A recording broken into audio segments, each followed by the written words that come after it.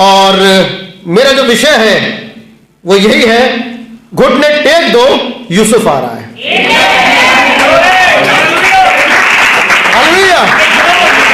घुटने टेक दो, यूसुफ आ रहा है। हम बैठ सकते हैं भाइयों। ये मैसेज घुटने टेक दो, यूसुफ आ रहा है, प्रेरणा थी जब हम बॉम्बे मीटिंग में गए थे। और अगर 5-fold मिनिस्ट्री किसी चीज की घोषणा कर रही है तो पूरी दुनिया को घुटने टेकने हैं। 2019 में ये प्रेरणा को जब बॉम्बे में रखा गया, घुटने टेक दो, यूसुफ आ रहा है, तो दुनिया की कोई ताकत नहीं थी जो खड़ी रह सके। पूरी दुनिया में लॉकडाउन लग चुका था, हर दरवाजे बंद हो चुके थे, खिड़की दरवाजे बंद करके लोग अपने घरों में थे। लेकिन क्योंकि 5-fold मिनिस्ट्री ने कहा घुटने टेक दो, यूसुफ आ रहा है, तो घुटने टिक गए।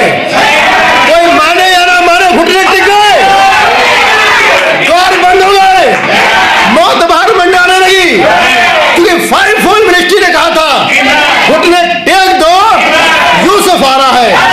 2019 से प्रेरणा गूंज उठी है और हम निकटतम समय में आ पहुंचे हैं। 2019 बहुत भयंकर समय था, समय बुरा शुरू हो गया। हो सकता है दुनिया इस बात की आशा में हो कि अच्छा समय आने जा रहा है, लेकिन 2019 के बाद एक नया चैप्टर खुल गया है, एक नया चैप्टर खुल गया है। घुटने टेक दो, यूसुफ आ रहा है।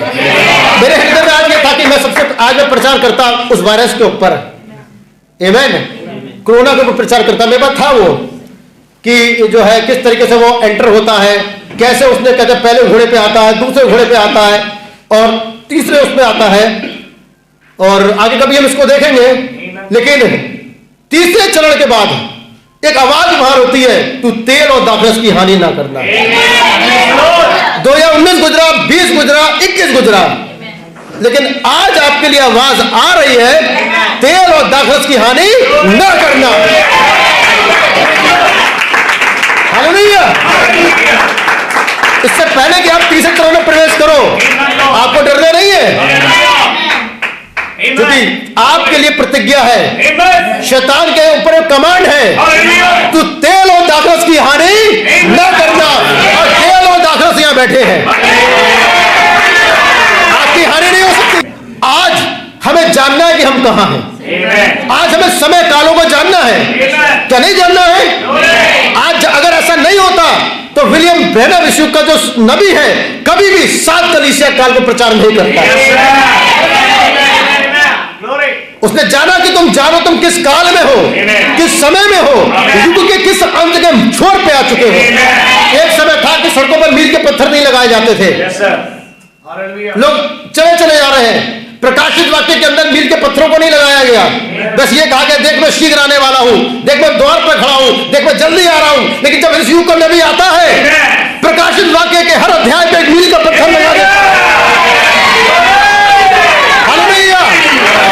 और उसने मील के पत्थर को लगाना शुरू किया, तब तुमने जाना कि हम सरदीस कलीसिया काल को पार कर चुके हैं, हम प्रगमन कलीसिया काल को पार कर चुके हैं, हम लौकिया कलीसिया काल को भी पार कर चुके हैं, और हम उस जगह पे आ गए हैं जिस जगह का नाम नबी ने दिया पवित्र आत्मा। लेकिन जिनके पास मील का पत्थर नहीं है, जिनके पास मील का पत्थर नहीं है, जिन्होंने नबी के उस मील के पत्थर को नहीं लगाया, समय के चिन्हों को नहीं लगाया, वो आज भी ये सोचते हैं हम लौकिया कलीसिया काल में ही हैं। लेकिन हमें उसने एक नाम दिया, तुम पवित्र आत्मा हो। हालेलुया। के बाद किसी व्यक्ति विशेष ने नहीं बोली, वरन यहोवा स्वयं नबी के अंदर से होकर वहां को बना गया। आमीन। और जब नबी 7 कलीसिया काल को बना रहा था, लोग कालों का वर्गीकरण कर रहा था, तो पवित्र आत्मा स्वयं उसी चित्र को बोर्ड पे बना रहा था, और आकाश के अंदर परमेश्वर चंद्र ग्रहण के अंदर उस चित्र को बना रहा था। हालेलुया। तो समय और कालों को तुमने जाना है, तुम जान चुके हो कि तुम क्या चीज पार कर गए हो, तुम लौकिया कलीसिया काल को पार कर गए हो, तुम्हें नबी ने एक स्थान दिया है, तुम्हें नबी ने पवित्र आत्मा होने का वरदान दिया है, तुम्हें उसी ने कहा है तुम पवित्र आत्मा हो।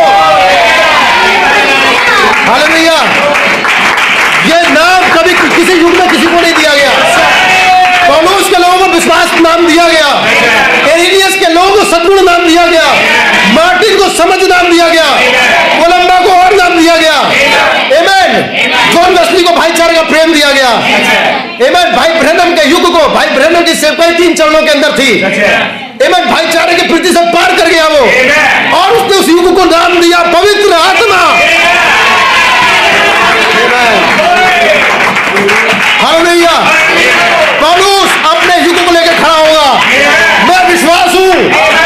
हालेलुया। इरेनियस अपने युग को लेकर खड़ा होगा, मैं सद्गुण हूं। जब पूरा पिरामिड बन जाएगा, हम वहां खड़े होंगे, नबी कहेगा ये पवित्र आत्मा है। हालेलुया। क्योंकि केवल एक बात जो एलिया की सेवकाई को ही दी गई है कि दुल्हन की पहचान दूल्हे से कराए। ये बात किसी को नहीं दी गई है। ये शब्दावली, ये वाक्य उसी को बोलना है जिसका दूल्हा है, उसकी दुल्हन है। जब पतरस उस पिरामिड को बना के गया, अपने विश्वास पर सद्गुण पर समझ, पतरस इस आशा से मन सोया हुआ है कि एक दिन पवित्र आत्मा आएगा। पौलुस क्या कह गया था, जब वो आएगा धूरा मिट जाएगा। तुम आ चुके हो, मील के आखिरी पत्थर हो, तुम आखिरी चरण में हो, तुमने समय के कालों को देखा है, तुमने समय कालों को जाना है, क्योंकि तुम पवित्र आत्मा हो। सकता है मेरी आवाज को नेट के द्वारा बहुत से लोग देख रहे हो। आमीन। लेकिन अगर आज परमेश्वर इसे प्रमाणित कर दे तो मैं चाहूंगा कि वो लोग इस बात को जानने पाए। हालेलुया। आमीन। हम बैठ सकते हैं, क्या समय और कालों को हम जानेंगे, निकालेंगे दानियेल की पुस्तक 9वां अध्याय। हालेलुया। दानियेल उसका 9वां अध्याय। हालेलुया। दानियेल 9वां अध्याय, उसकी 21 आयत से 27वीं आयत तक। बहुत गंभीरता से संदेश को सुनिएगा। तब वो पुरुष जिब्राइल जिसे मैंने उस समय देखा, दानियेल कह रहा है, ये दानियेल को दर्शन दिए गए थे।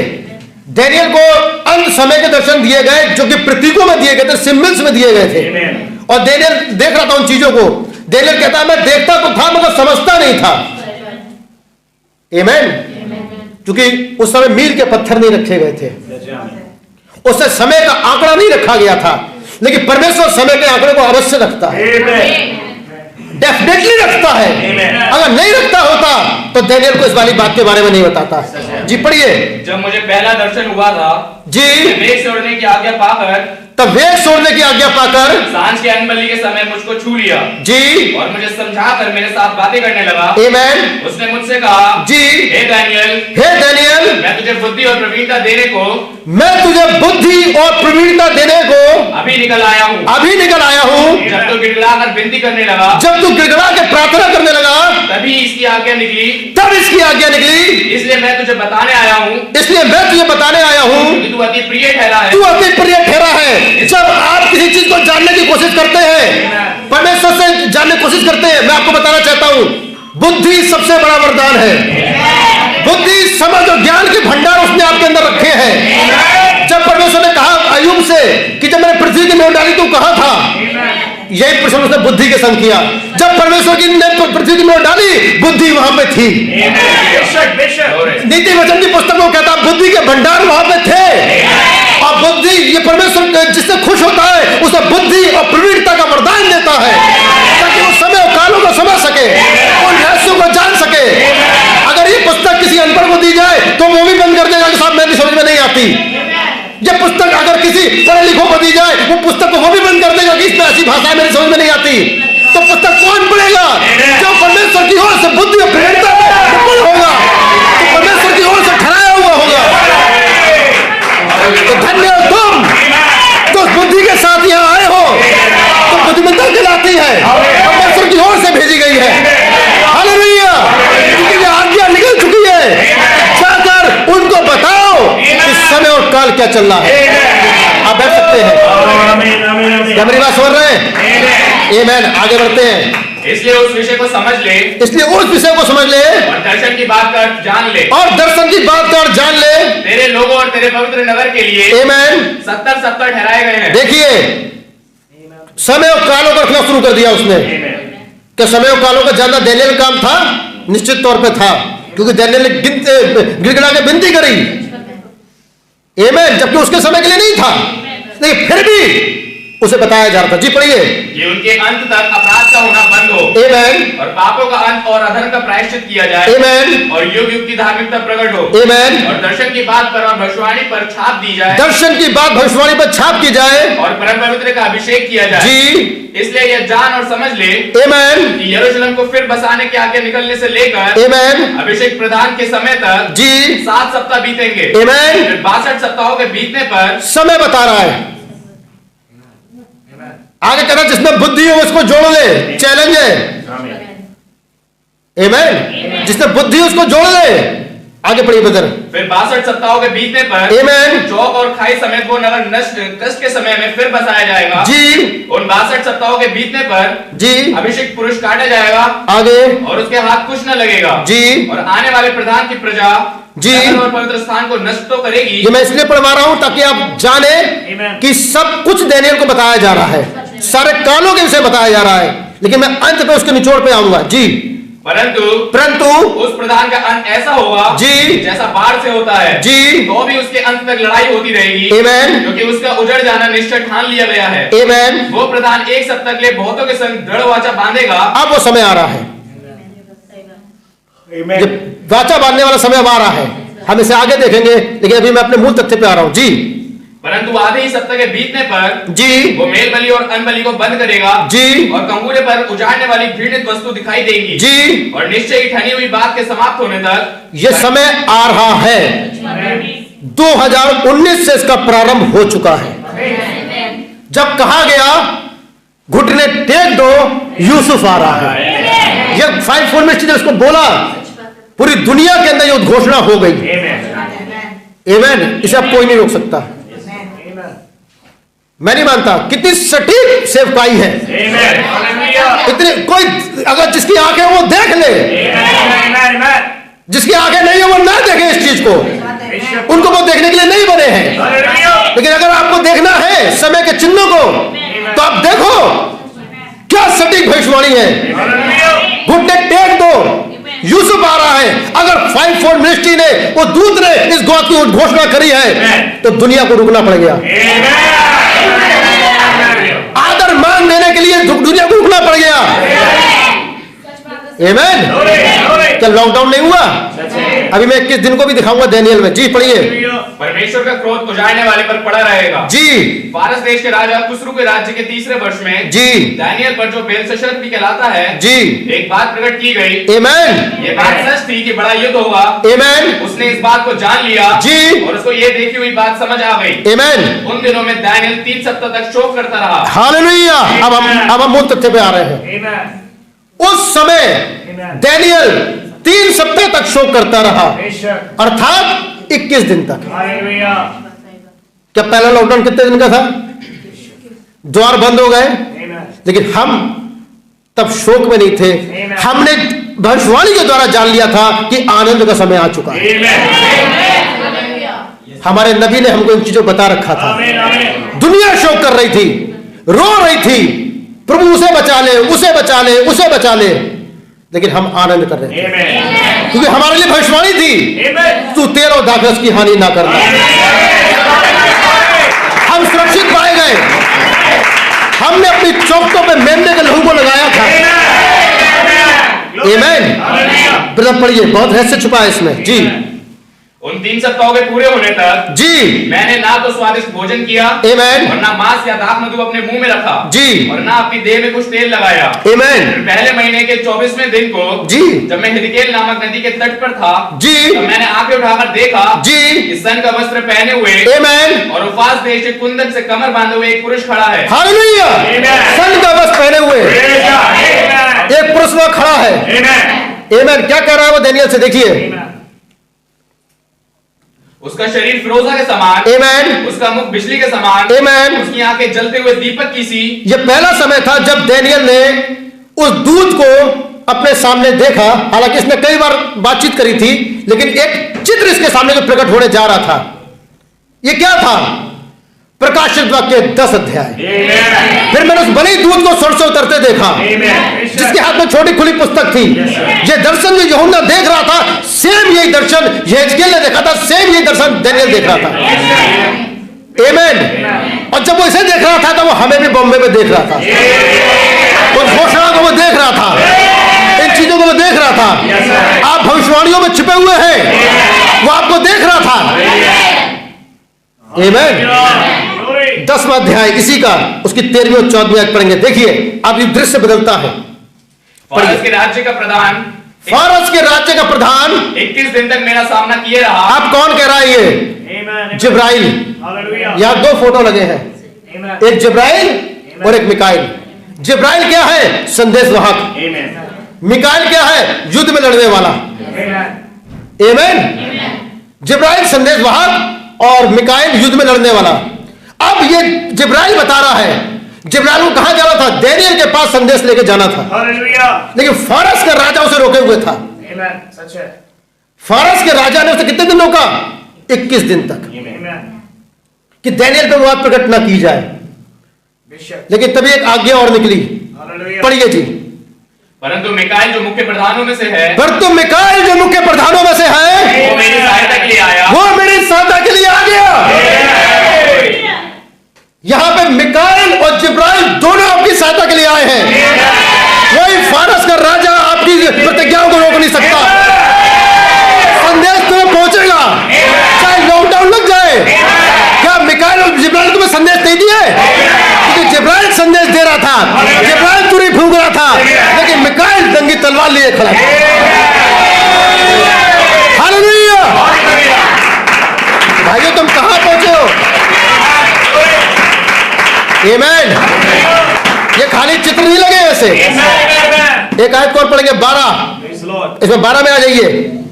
क्या आप आनंदित हैं? क्या आप मेरे साथ हैं? हालेलुया। आप देख पा रहे हैं आप कहां हैं?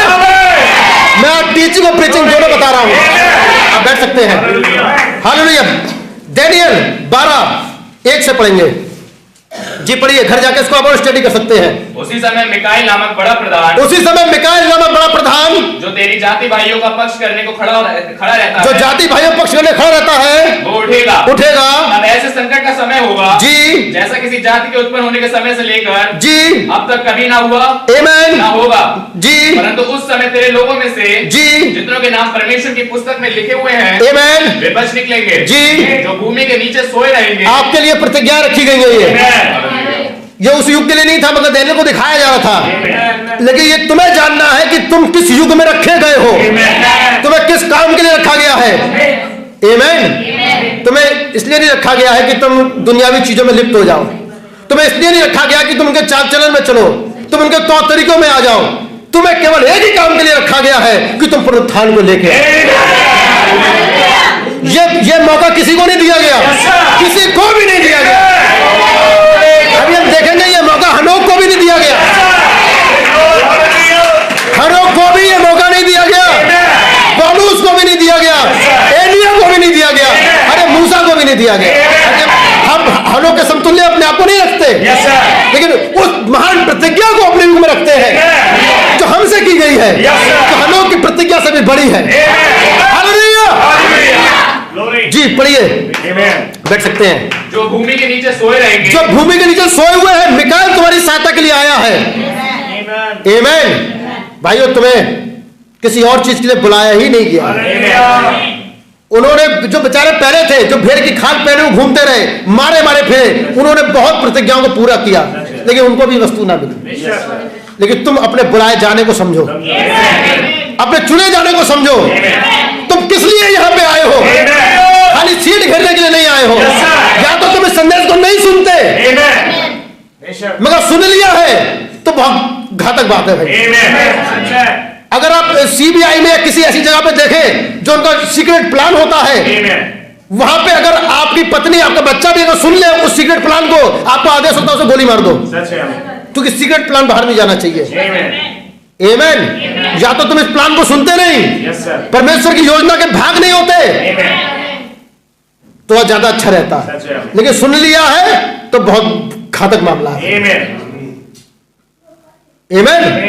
तो पुनरुत्थान के लिए बुलाए गए हो, तुम्हें दर्शनों में देखा गया था, तुम्हें गिरा हुआ पुत्र नहीं बनना है, तुम्हें खोए हुए पुत्र भी नहीं बनना है, तुम्हें उड़ाऊ पुत्र भी नहीं बनना है, तुम्हें लेपालक पुत्र बनना है। हालेलुया।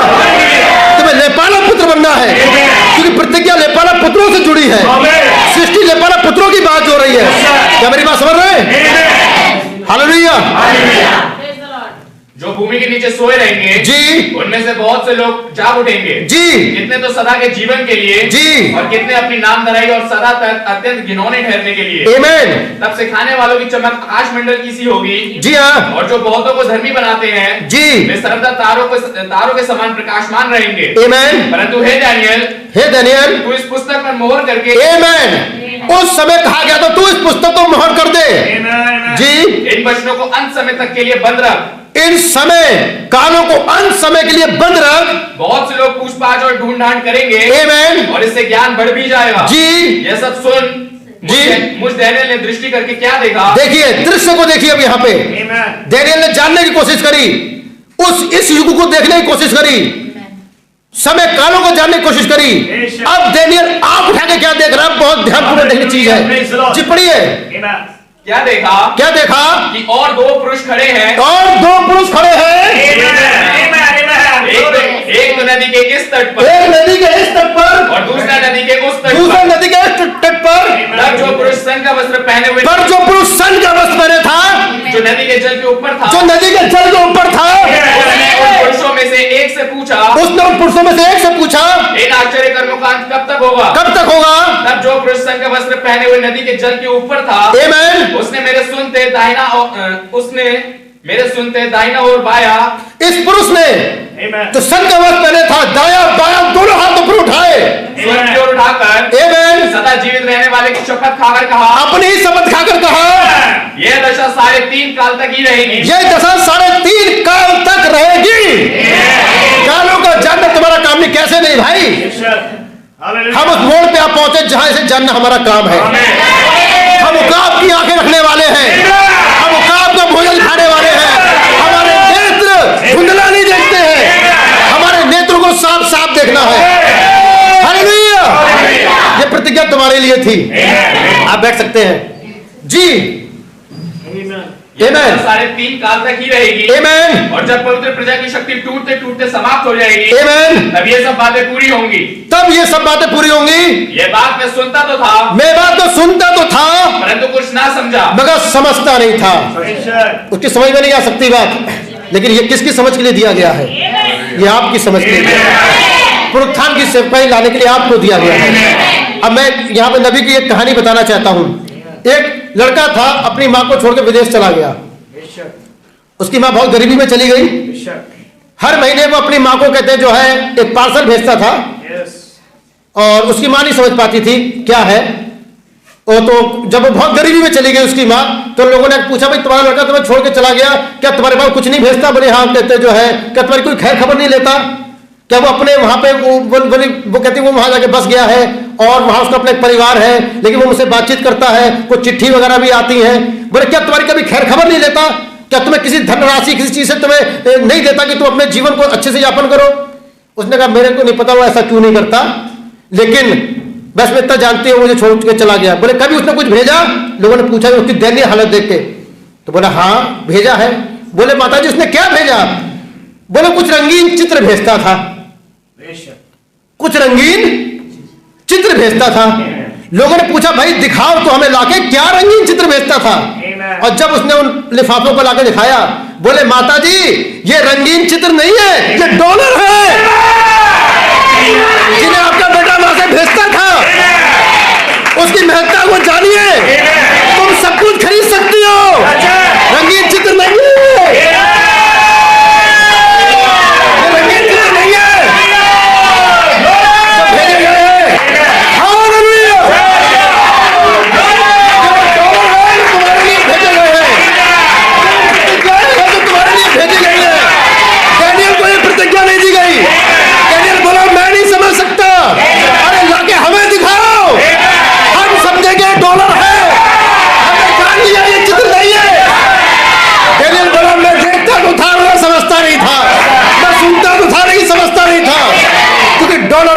के लोगों के लिए दिया। ऐसे नहीं आ गया, ये चित्र बॉम्बे में ऐसे नहीं लगा दिए गए, किसी को प्रेरणा उठी, ये चित्र नहीं थे, जिब्राइल हुआ था, मिकाएल हुआ था, एलोहीम हुआ था। जो मांगो तुम्हें मिलेगा। हालेलुया। क्या समझ रहे हैं? क्या ये चित्र है? अरे वो स्त्री नहीं समझ पाई ये चित्र क्या थे, लेकिन कोई तो आया, उसने बताया